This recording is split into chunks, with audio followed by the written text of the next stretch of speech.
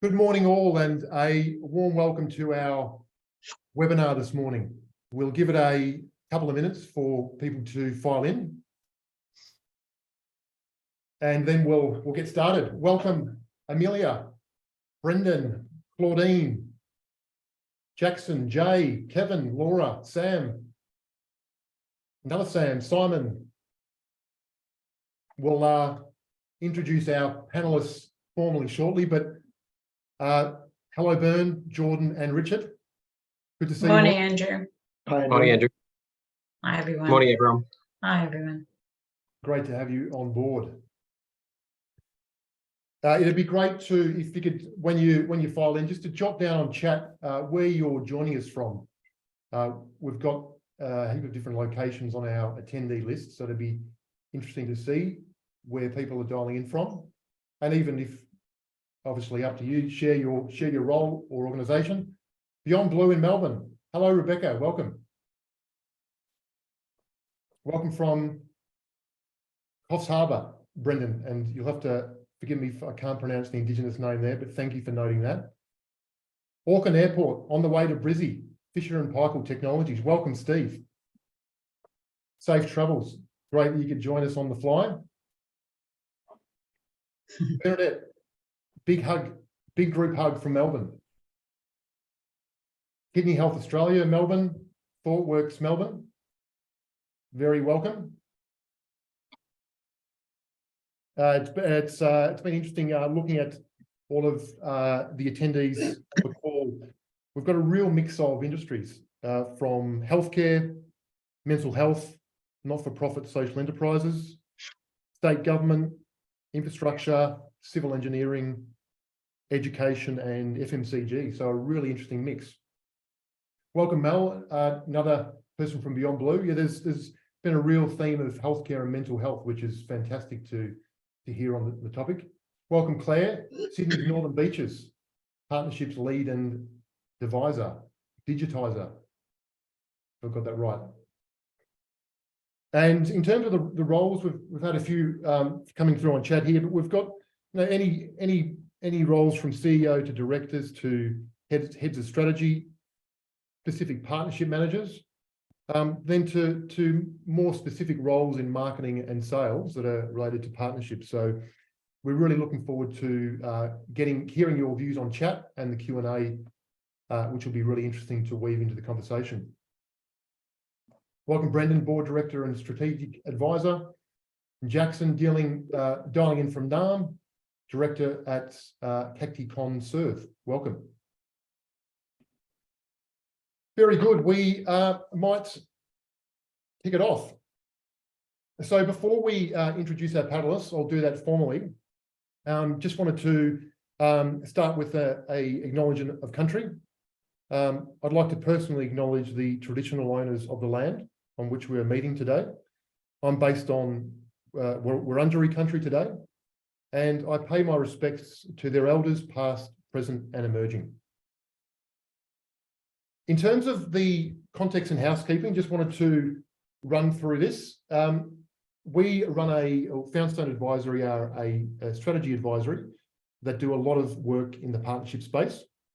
So today's conversation is really diving into the topic of partnerships from three quite different perspectives, from three different leaders and different organizations, as we're about to go through. I'll set the scene shortly in terms of some of the principles and the themes that we see coming up around partnerships that we see really important. Hopefully that'll give you a bit of insight or perspective. The conversation today is going to be just that, hopefully. We haven't got too many slides prepared at all, deliberately. The feedback we get for these is people want more rich conversations and perhaps, unscripted conversations, highlight some really interesting insights. I'm sure there'll be things that, of course, the panel and myself, we've gone through some things prior, but you always get some really interesting insights just through the unscripted conversation. And so we want to welcome you all to share your own perspectives on chat, like you've started doing. So really appreciate that. So continue, jotting down your observations on chat. And then if you can use the formal Q&A function in Zoom for your questions, that would be fantastic. We'll turn to questions if we start getting some questions throughout. So we're happy to in essentially to derail our own agenda to give you the most value as attendees. So feel free to note them down on chat and then the questions in the Q&A as we go along. So brief agenda. I'll start with some key considerations and principles. We'll then get straight into the panel conversations, Q&A throughout. Again, happy to take them up front. Do a bit of a wrap up of some of the main themes, and then we'll finish on how to connect with the panelists and myself. So without further ado, let's introduce our panel.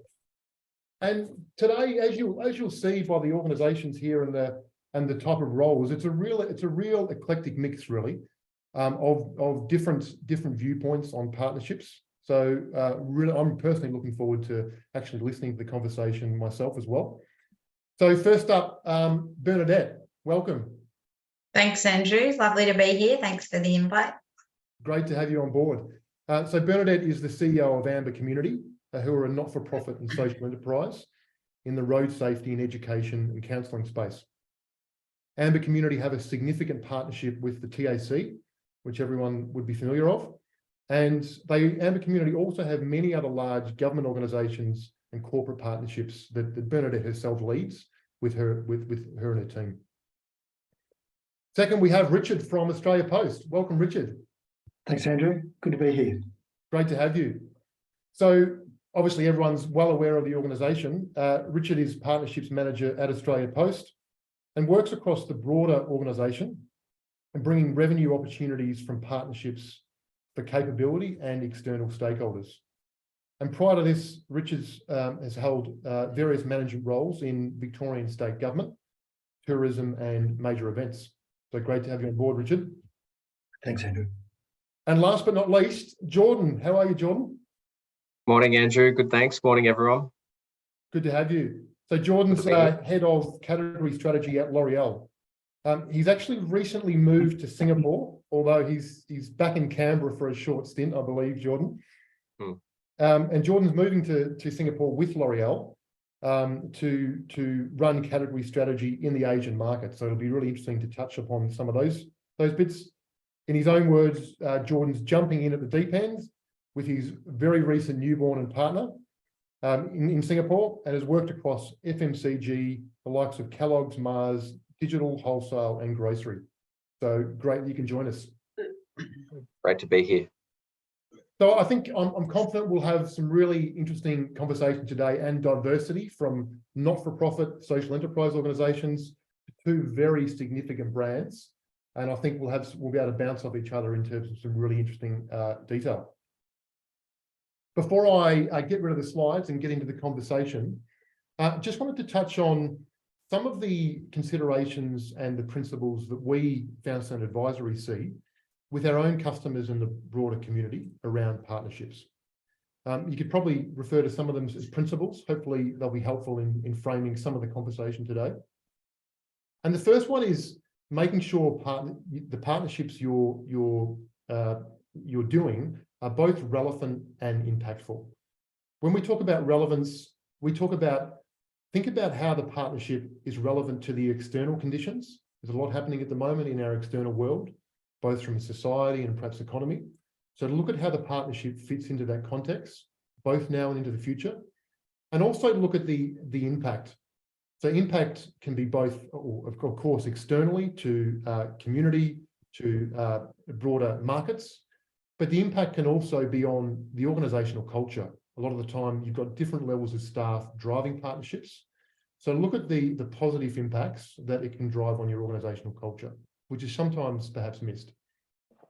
Secondly is consider how the partnership fits into the broader community. Now that the term ESG, and we've had a bit of a conversation about this, is talked about a lot at the moment, at the risk of hopefully not becoming a kind of just a buzz term. We see partnerships in particularly the S and the E, so the social side of things, and also the environmental. We'd urge you to think about how your partnerships approach really fits into those broader social and environmental aspects. Thirdly, how is it going to be financially sustainable and contributing to mutual growth? Now, we underlined and bolded mutual in our conversations prior to this, because we believe that partnerships need to be mutual in terms of being financially sustainable. If it's balanced one way to one organisation, if there's a couple of organisations or a group, we see that in terms of having that as an enduring and ongoing partnership, it needs to be mutual. And lastly, more from a strategy perspective, is we want to kind of urge you to think about how you can open up your own strategy conversations in the context of partnerships. And to flip that, think about what partnerships you can bring in as early as possible into your strategy conversations. We see it's a really interesting way to open up those conversations. And we'll hear a few themes on that as we go through. So hopefully that sets a bit of the theme for today's conversation. I'm going to stop sharing and let's get straight into the conversation. So Jordan, I might start with you if I could.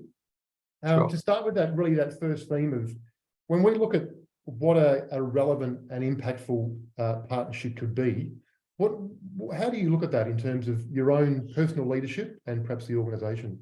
Yeah, I really like the question. It's a broad way for us to start. And when I suppose I think about it, there's a lot of partnerships that we have in our business, and I sort of like to divide them between, there's your transactional partnerships, which sort of keep the day-to-day going, and there's certain people or brands or organizations that you've got to work with just to get through the day-to-day. But I think for me, it's some of the points that you touched on before, that how do you start to identify within your industry and organization, what are those really mutual partnerships that you need to strategically nurture so that they're there for the longer term. So for me, when I look at those type of partnerships, I'm thinking around not only what are we giving, but what are we getting? And I try to also look beyond the financials. I know financials ticks the box in a lot of organizations to make things work, but there's other ways to view partnerships for me. And that's around looking at shared capability.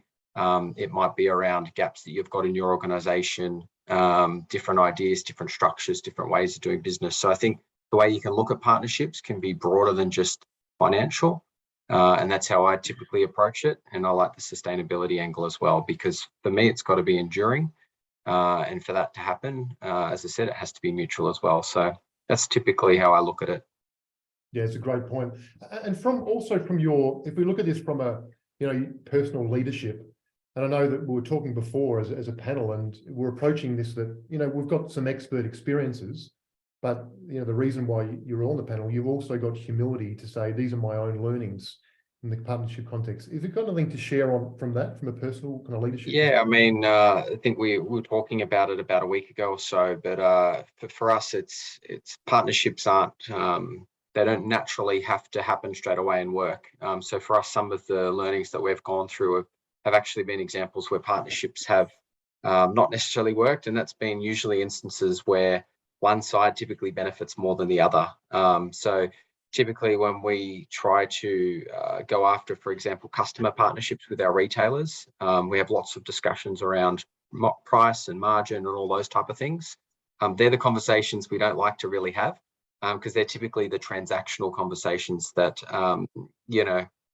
just lead to one outcome, which is who's going to get most of the pie. What we like to do is actually really identify what are the other benefits, what are the other things that we can do between the two organizations, whether it's L'Oreal and one of our key customers, to deliver value to them beyond just price and margin. So it doesn't always work out that way. A lot of the time, unfortunately, you're stuck in that default gear of talking about price, particularly in this inflationary environment where we're looking at our costs all the time. It's a very hot topic, but I think having partners that you can trust and work with beyond just that one lever is really important, but not always easy to do. Yeah, brilliant. I think it's, beyond the financials, as you said, they're still very important from a mutual point of view. Yeah. And also learning to be balanced across the different parties and stakeholders. I think that's key. But Can I add something to that, Andrew? I think certainly looking at it from a not-for-profit perspective, over more recent years, I guess, we've really tried to work hard at moving away from, I guess, doing a shout out that we're a not-for-profit and we need money, please help us. We certainly still do fundraising, and that's a really important part of our business and helping us keep the doors open. But a good example, I think, and apart from our TAC partnership, which has been our most sustainable and long-lasting, and I'll talk about that perhaps later on, but one of the things we've done in recent years is look at who else we can partnership long-term for the benefit of our clients. So our clients being predominantly people who have been impacted by road trauma, looking at it from a counselling perspective. And one of the options that came up a few years ago were personal injury lawyers. And at first, that sort of, I'll be honest, my social work background, it kind of didn't feel that comfortable. Yes. But we really dug deep and we looked at what are we trying to achieve here? We want to achieve the best possible outcomes for our clients. And that means at times that they will need legal representation. So we did a lot of research around that, and we did a lot of investigating into the type of firms that we wanted to get involved with. And part of that has been that the mutually beneficial aspect of it is that we're getting a completely different set of skill sets coming into the organisation that are helping us understand personal injury law. We don't provide that information to our clients. We're not lawyers. But what our clients are getting is a soft introduction to firms that we have a relationship with. And the firms potentially could get referrals out of that. There's no guarantees. But we're also getting a lot of professional development training from these firms that are helping us as well.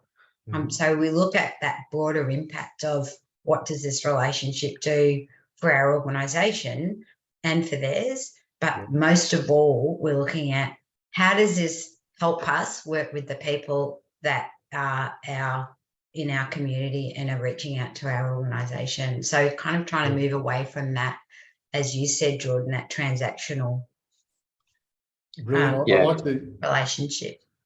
I love how you've brought in the skill sets, both mutual and skill sets that you don't have. I'm sure the not-for-profits on the call could relate to some of those perhaps reservations about other sectors, but once you've done that and you open it up, in a mutual way, it can be really beneficial.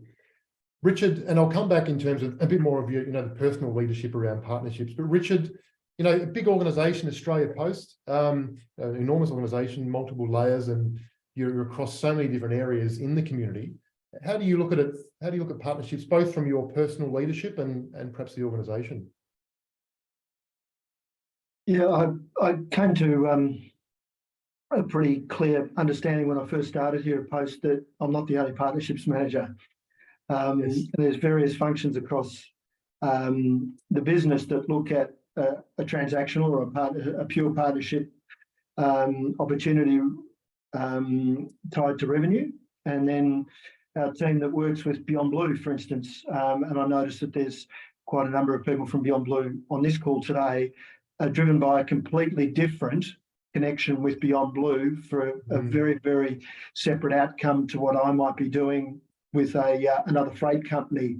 But ultimately, the principles stay the same. And for me, it's about knowing and understanding and taking the best and most relevant proposition to that partner pretty early, because we know that those conversations it can be some pregnant pauses if you haven't done your research and you haven't done, the due diligence on why you are making that connection. And it's a lot of my work might be tied up in a tender opportunity, so it becomes obvious pretty well straight away why I might be looking to bring partners on board for that. But if it's a little bit more about taking a solution to market or driving an opportunity that may not exist there and then, I think it's about your understanding of and putting yourself in the shoes of the other partner and really finessing that approach, that initial approach, because we can win and lose on some of those early impressions of why you might be making that approach initially. Brilliant.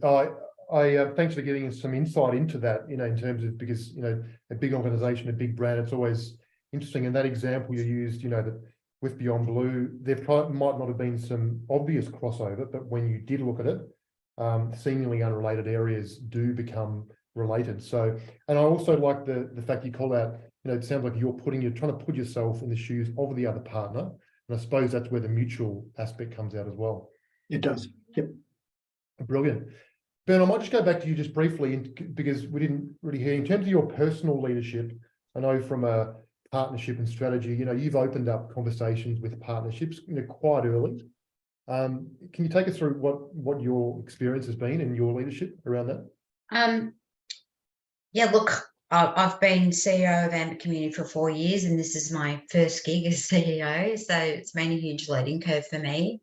But I guess one of the things that I was keen to do as an organisation, we really need to look at that long-term sustainable income. That's part of what is important to us, and the TAC, our relationship with the TAC, as I said earlier, has been the most significant and long-standing one. We've had a funding agreement with the TAC for around 25 years.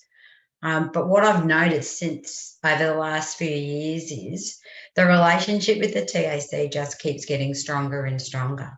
So one of the things that we've been keen to do within the organisation is ensure that different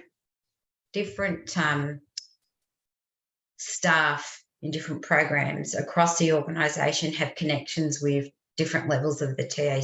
So we are really working hard at not having a one level approach. So what that does from my perspective, from both sides, it develops an enormous amount of trust because we're getting to know the organisations at different levels very well. The TAC have learnt a lot about other sides of our service other than our counselling service over the last few years. And I guess having that multi kind of level approach, we've really looked at, we've really increased our collaboration. What can we do together? How do we improve client outcomes? How do we work together around road safety? But I guess the other side of what we've been doing and focusing on in recent years has also been looking at partnerships to do more of what we've been doing at a smaller scale. So a good example is our education programs. So we've had education programs that have been really successful over the years, but we're trying to branch that out into the community in different sectors. And in fact, working with Foundstone has really helped us develop that business development part of our organisation and looking outside the square again. So really looking outside what we would normally do. So getting more involved with transport and logistic companies, looking at how do we improve workplace wellbeing within the transport heavy vehicle space. And what that has done, we've got so fortunate to work with an amazing group of people, but we've been able to open up conversations with people and organisations that we already have, but they're developing. We're getting invited to more seats at the table. We're getting invited into more conversations. We're getting more opportunities to be people coming to us for our opinion on different things in relation to road trauma and road safety. So I think it's just opened up a whole lot of doors. Brilliant. The involving all levels and the example you used of the 25-year relationship with TAC and then others, I think that's key, isn't it? Because both when we talk about impact, both for your staff from an organisational culture, they know they're involved as opposed to just kind of being delivered, here's what we're doing. And then also from the partner, as you explained, they understand that as well. So and I read Steve's comment in the chat. And one of the things that I think was really important from our point of view, and I'll use the personal injury lawyers as an example, was the developing trust in the organisation and having a very clear purpose. What are we doing this for? It's not just about funds. It's about how can we actually do what we say we're going to do and help people recover from road trauma. and this is part of it. So having clear purpose and having those conversations that are really open with staff members, and bringing them along for the ride, I guess, from the very beginning. That's true. I think that's a definition that you put there is of an actual very practical definition of purpose, because so often people grapple with that, me included, about what that really means. And I think that's a really grounded example. Thank you. Jordan, if we can turn to, in terms of, people on the call and in your experience of how organizations can start to mature the way they look at partnerships. In the brief, you've been involved with some large organizations, multi-layered, and L'Oreal is obviously one of those globally. What are you seeing about what you could share about how organizations can mature? Actually, I'm actually reading Steve's question as well, and I think we could almost tie that into a bit of this one as well. And off the back of Bernadette just then, purpose for me is so important. And Bernadette, I think you've got a really, really clear sense of purpose in your organization and where it's going. And I think brands, more importantly, these days need to have a real clear sense of purpose. And it's beyond just those financial goals. There's a lot of social goals that are now coming in. There's environmental goals. In fact, we've got environmental goals on our P&L. So we've got our public, files that get released every quarter have financial as well as, environmental targets, if you like. So I think, just back to rounding out Bernadette's point, I think purpose is so important within the organization. And to help answer Steve's question, is everyone in the organization clear around what that purpose is and what you're trying to do? I think that's a good place to start. It's no easy answer to just go away and do it. I think you do have to assess where you're at as an organization, depending on the level of experience, the structure of the teams, the culture, the engagement of the organization as well. And I think one of the things we've been talking about a lot already this morning is people, because it's not just one or two people in organization. It's literally, for us at L'Oreal, it's usually, we're a very collaborative business. It's usually up to 50 people that could be involved. And I'm sure it's the same in other organizations that are on the call. And so you've got a lot of people involved and you've got to engage them.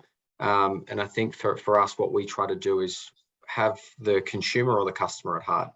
And for us, it's the commonality that we've typically got with our partners. So if we think around a customer relationship that we'd have with the customer like Coles, one of our biggest buyers of our products who distribute for us, yes, there's a lot of conversations around price and ranging and products and things like that.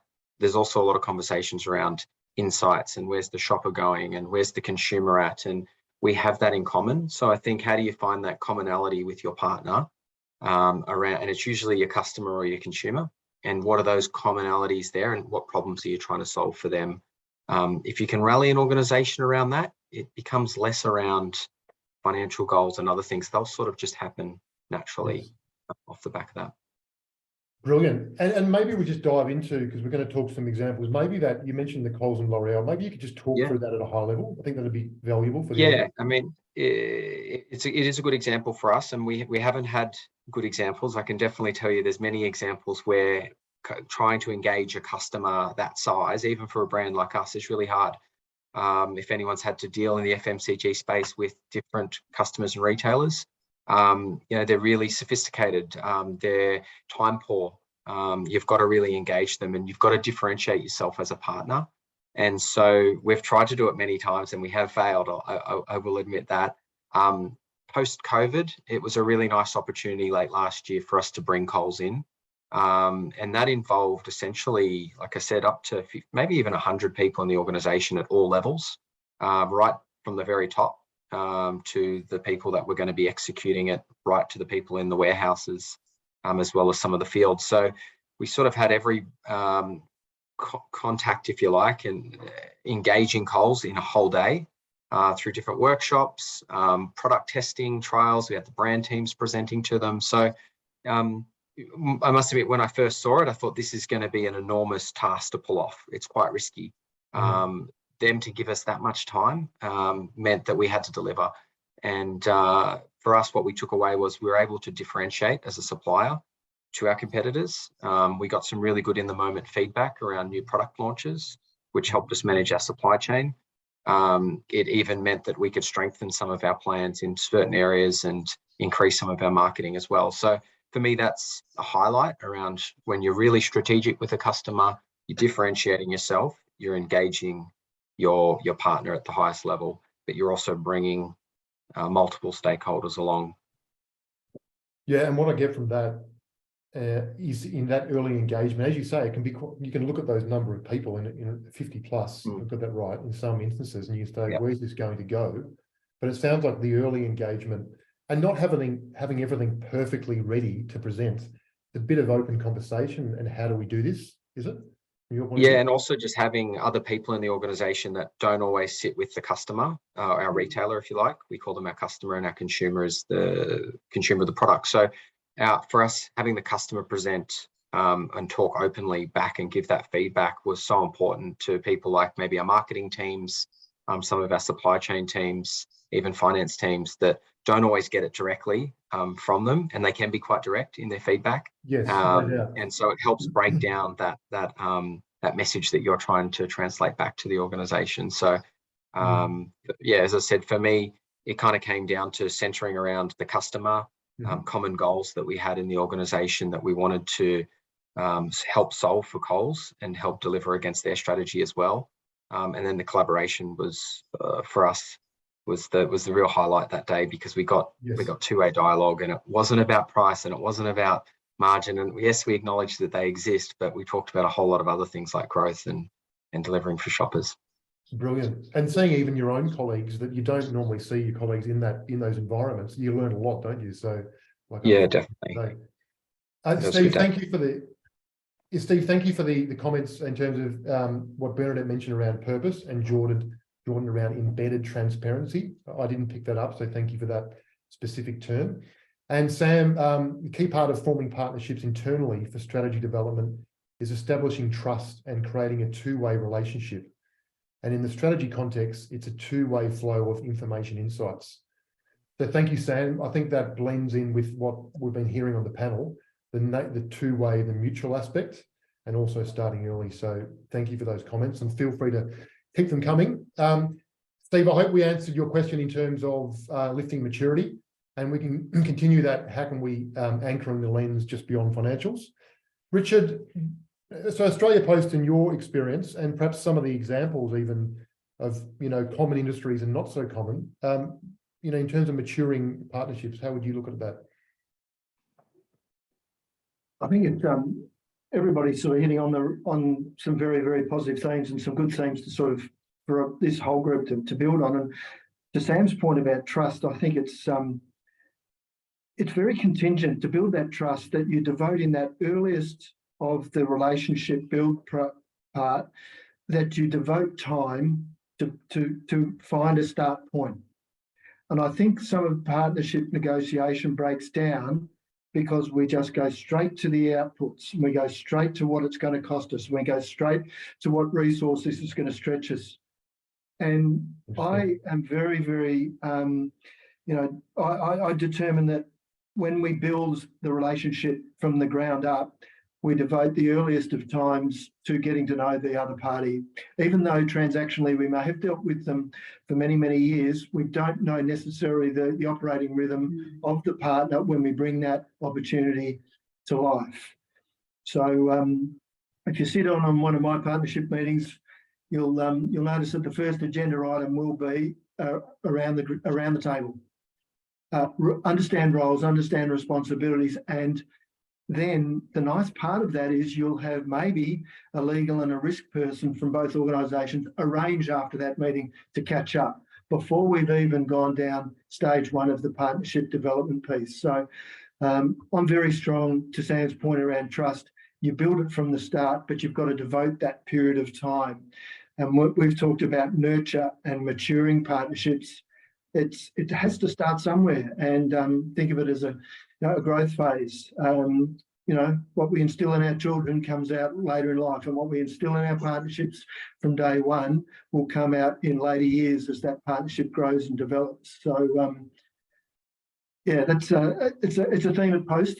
Yes. Yeah, we don't go, we get to know before we get to the output. I think that's brilliant. Yeah. And you're not, as you said, you're not jumping straight into solution mode too early. Yeah. Because sometimes when the momentum's there, it feels like, we need to get on with this. We need to do this now. And that's still the case, isn't it? But it sounds like you're saying that the bit of time very early and bringing in those roles and responsibilities, legal, etc., which sometimes, it's the classic legals left it too late, isn't it? They don't have the context. They don't have the broader framework, and they're saying, hang on, we're not across this. So it's really refreshing. And an organization that size in L'Oreal, it's and then Bernadette working with the TAC, it's not easy, is it? You've got to dedicate time to it. Yeah, can I add to that as well, following on from what Richard just said? I think one of the important aspects of our successful partnerships is very much about co-design as well. It's about creating something that is going to be meaningful to both organisations, and then looking at that broader aspect. But for me, the most important aspect of how does this benefit our community? How does this benefit the people that we're working with? That is always our first agenda item. But co-designing and co-creating something in the partnership that has meaning is such a significant part of what's going to make something work. And I will say, Andrew, that you've taught me a lot about that over the last few years and the benefits of that, rather than coming in with a stock standard approach to every partnership, or having only our side of the argument or the proposal ready and thinking that that's going to fit. So really having those very open conversations about where do we want to land with this, and what is this going to look like, and why? Yes. What's important? Yeah, it's a great observation in terms of co-designing in something that has meaning. And I think, us as a consultancy, we've learned a lot from the mindset from not-for-profit social enterprise equally, because it is so open about community. And that's where I see partnerships, that old school model of I'm a for-profit, so I'm about just financial stakeholders, is kind of out the window now, isn't it? And I'm sure in L'Oreal, Australia Post, the organisations, if you're not operating on that anymore, because it's just also about the broader community. But it has to have meaning, as you say, Bernadette, doesn't it? It can't. Absolutely. I think the community and public are a lot more savvy, aren't they? They want transparency. I think you mentioned that, Steve, on the chat. Embedded transparency, as Jordan mentioned, because the public in all walks of life, in a great way, it kind of can sniff out if something is just a kind of a buzz thing, isn't it? So I like the way you framed that. Steve mentioning, don't rush it, invest the time, from what you were saying, Richard. And co-design is a great way to get to know the team and building relationships. That's so true. The example that you talked through, Jordan, of actually getting to know both your internal teams and external teams, I think is really important. Yeah, and just touching on that as well, like there's examples where we've tried to do it a few years ago and it just hasn't worked. Like the organization or the team just might not be ready for that type of engagement or that type of partnership. So don't feel like every time it's going to work. Like for us, that probably took 3 years to get that meeting. So what I would say to people on the call is don't feel pressured to have to do something like that overnight. It takes a long time. It takes a long time for the organization to mature, for the structures to be in place, for people to know their roles and responsibilities, the objective, the purpose. That for us was a very long journey. So I just want to stress that to people on the call, that a few years earlier than that, we were probably ranked 30 amongst 40 suppliers, whereas now we're in their top 3. So it was a journey. Yeah, right. That's reassuring for many other organisations that are a lot smaller than L'Oreal to know that it takes that kind of effort. So thank you for sharing that. Also, looking at what Steve has said in the chat, Andrew, about you can certainly get out early if needed. Making sure there's that alignment. And we've done a fair bit of that, where you kind of walk away going, you know what, I don't think we fit, and our vision and our purpose, and our goals in relation to this partnership don't align. And, Yes. but, you know, you've got to have the conversations to get to that point. I mean, and I guess when I look at our relationship with the TAC, our purpose with them is really clear. And, you know, looking at that broader kind of question around providing a solution to a problem. And the problem really broadly from our perspective is, from a counselling perspective and our TAC relationship, is supporting people who have been impacted by road trauma. So part of our solution is that we provide a service that is free. It's open to anyone who's been impacted by road trauma. There's nothing precluding people from joining, accessing our services. They don't have to go through claims or GPs or anything like that to actually access the service. So the TAC know that we're actually servicing people that might not necessarily have sought assistance or didn't necessarily fit into the claim structure about getting support. I see. Yeah, I think that getting out early, as has been mentioned in the chat, is very practical, because it opens up. You'd rather know if the partnership, it's always good about talk about what hasn't worked. It's good to know up front if it's not right going forward. It could be that the organisations are right, but the frame or the problem you're solving is perhaps the wrong one. So great to look at that. I see Bain on chat there. Thank you. Some organisations may not have an immediate need for those partnerships, but it would be great to maintain long-term relationships for when they might be ready for it. That's a brilliant observation. Can I make a point on that, Andrew? Go for it, Jordan. Yeah. Because I was just reading that then and thinking exactly that. It's not always finding new partnerships. It's actually, use Richard's word, nurturing what you potentially already have. And for us, it's about looking at it strategically. So identifying which of those partnerships you've got today, and start to categorize them and put them in different buckets. It's okay. Some may be transactional. And some may be, bigger, more strategic growth partners in the future. And I think that's part of strategy, is identifying what that could look like in a few years' time. And to your point, Bien, it's perfectly okay to just put it on ice for a bit, or engage when ready. So I really like that. It's a brilliant observation, because so often, we want things to happen now. In a sense, that's just your human instinct, isn't it? But as we're ready, exactly. But maintaining those relationships, and I suppose it also means it's a genuine intent, isn't it? It's not, we're not just in conversation because we want this from you, but we can see that somewhere along the line there's going to be opportunity mutual for us to benefit the broader community, the organisation, and revenue potentially, and so to keeping across that. And I think that in my experience, people can kind of. We can kind of give up is the wrong term, but give up kind of too early and say, well, nothing's happening. But even years down the track, because you've built that trust, as you've said, Richard, it can really start to have impact. Richard, in terms of examples, you've shared a bit of this in terms of an example about some industries that perhaps are outside the traditional way you'd think about Australia Post. Can you share a bit more about that line of thinking? Yeah, it goes to our first discussion, Andrew, with you and us about aged care, and you helped us distill some thinking around aged care. The Royal Commission, obviously some 170 reforms were handed down operationally right across the aged care industry, and we sat back as an organisation and quite quickly realised that is an enormous job for any government, and no one government nor company or communities will be able to fix a problem such as aged care reform. Hang on, we're still a postal organisation and a parcel mover and a freight and logistics company. But we have some products in the identity and verification space that might be able to assist one of those features of the reforms, which was around identifying who works in aged care. Right. Now, we might have a product and we may have a solution for government, but we were very careful that we spoke to the industry first, and some very general conversations about, do you see a role for Australia Post in aged care reform?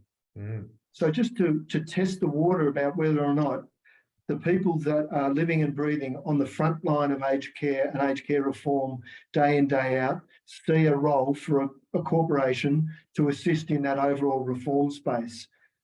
Given that we have some products and services that we think might fix part of the problem, we very quickly realised that reform in totality is what the government need to do. Okay. It's not that they need to lift and pick out the particular reform that we can assist them with.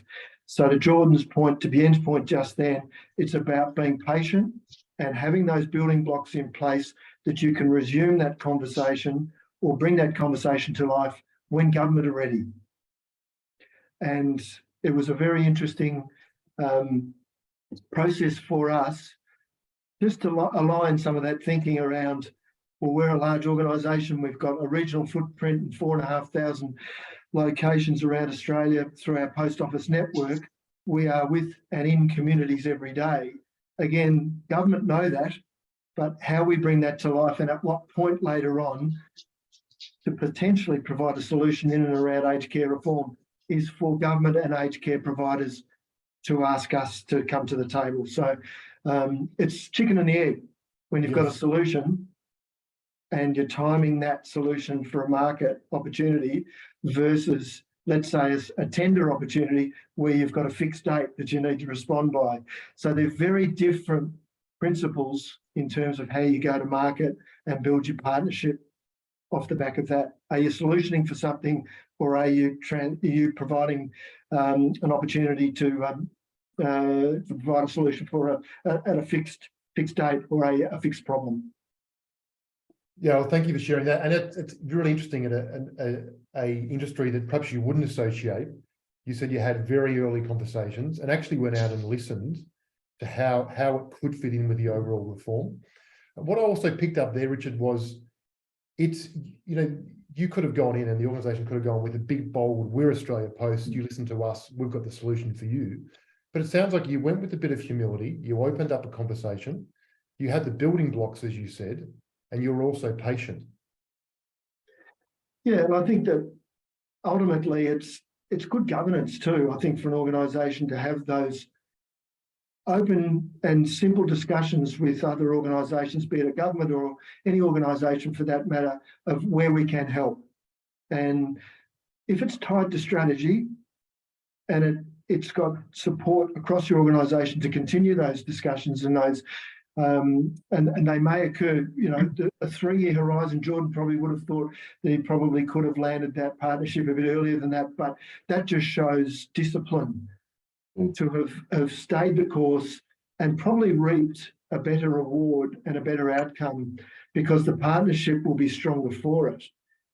So for those opportunities that you need to treat more transactionally, you apply a different set of speeds to it and pull different levers. But for something like Australia Post, aged care, and some products and services that might fit in, that's where patience and strategy starts to be applied slightly differently. And if everybody understands that it is a slower process for potentially a larger gain, then everybody then probably understands it a bit better.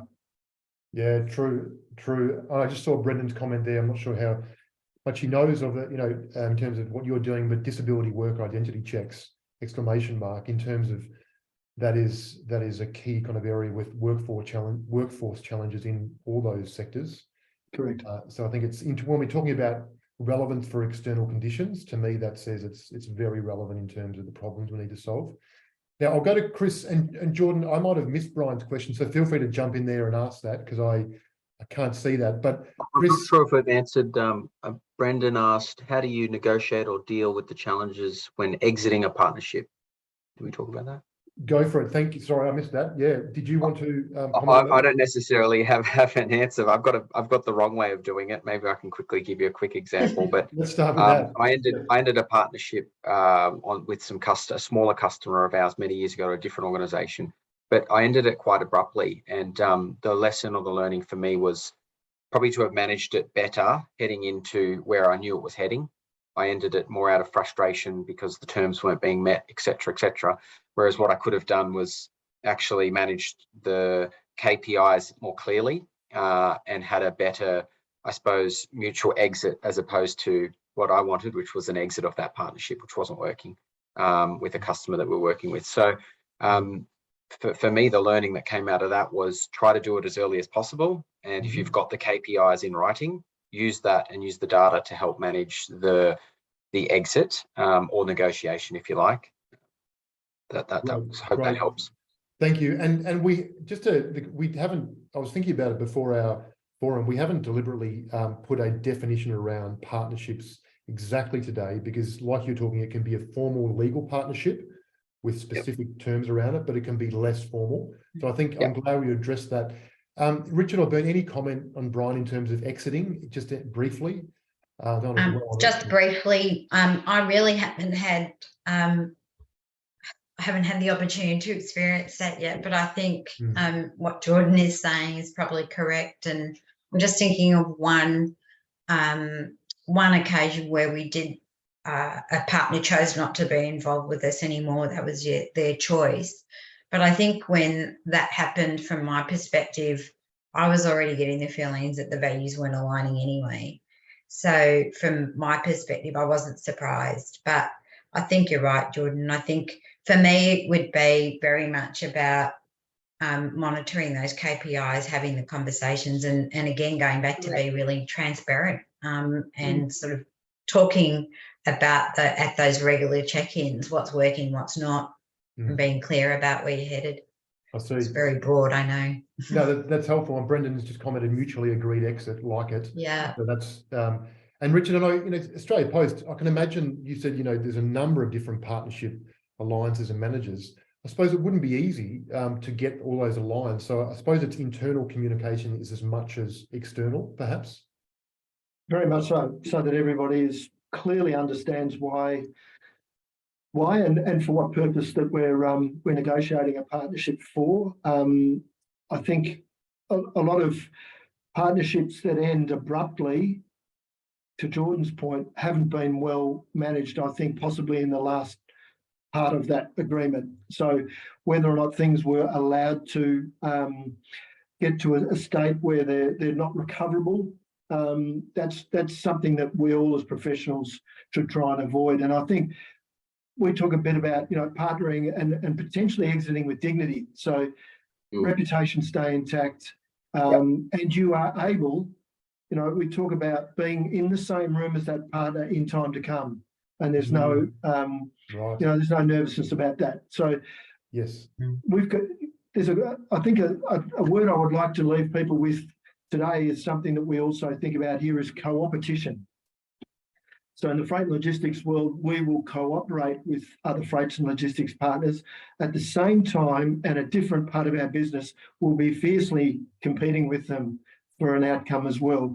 But if the basis is strong and we understand where the line is between where we're partnering and cooperating versus where we're going head to head, I think it makes for good business. So if there is some reason to exit a partnership abruptly or without warning, I think you've got to then the principle and the dignity needs to and the professionalism needs to probably override that, and you bring that in quickly and people will come to a common understanding hopefully quite quickly, because no one wants to go to legals. We have the contracts in place and the risk analysis done, but no one really wants to pull that contract back out and then start to end a relationship on a much worse footing than it possibly was. So really start looking at some warning signs as early as you can if things are starting to fray or values are starting to change, to Bern's point, because that may dictate what you do in that last sector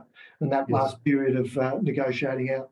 Well, the audience comments there from Jessica, fantastic insights. So thanks for validating the conversation. And Jessica's saying she works in the FMCG retail partnerships and sponsored partnership, and exiting a partnership has always been a struggle.